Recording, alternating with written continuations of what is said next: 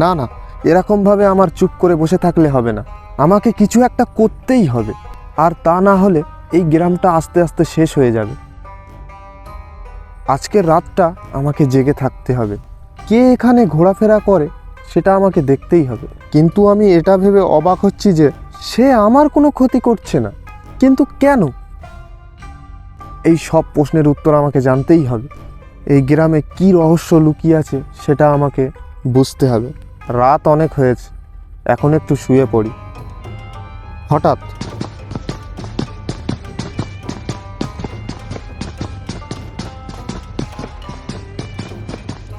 হ্যাঁ, এটা সেই পায়ের আওয়াজ।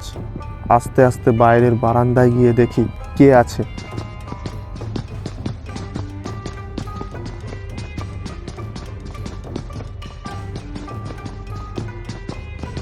এ কি, বারান্দায় তো কেউ নেই, আর পায়ের আওয়াজটাও যেন শোনা যাচ্ছে না।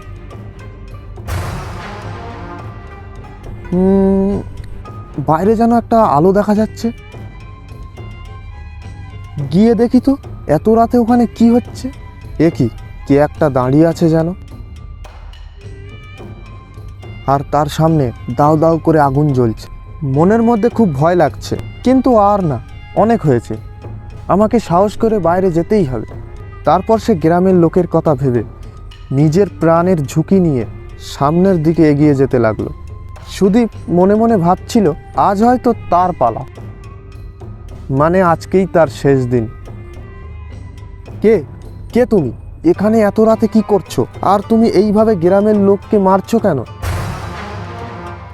কিন্তু তখন সুদীপকে ওই আত্মাটা কিছুই করেনি, কারণ সুদীপ কে সেটা ওই আত্মাটা জানতো। তারপর সেই আত্মাটা সুদীপকে সব কথা খুলে বলল। তুমি জানতে চাও আমি কে? তাহলে শোনো, আজ থেকে অনেক দিন আগের কথা, তোমার সাথে আমার বিয়ে হয়েছিল। তারপর সেই আত্মাটা সব ঘটনা তাকে খুলে বলল।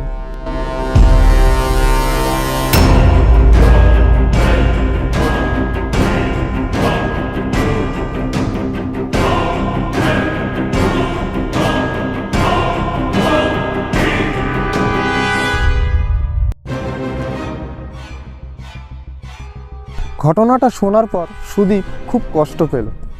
আর সুদীপ বলল যে, সুমিত্রা, আমি বুঝতে পারছি তোমার কষ্টটা, কিন্তু তুমি আর কাউকে মেরো না। না, এর শাস্তি সবাইকে পেতেই হবে, আমি কাউকে ছাড়বো না।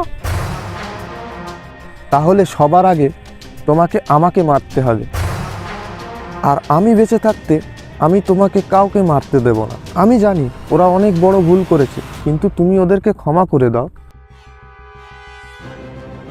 সুমিতের কথাটা শোনা মাত্রই সে যেই বলল যে তাকে মারতে হবে, সেই কথাটা শুনে সুমিত্রা ওখান থেকে চলে যায়।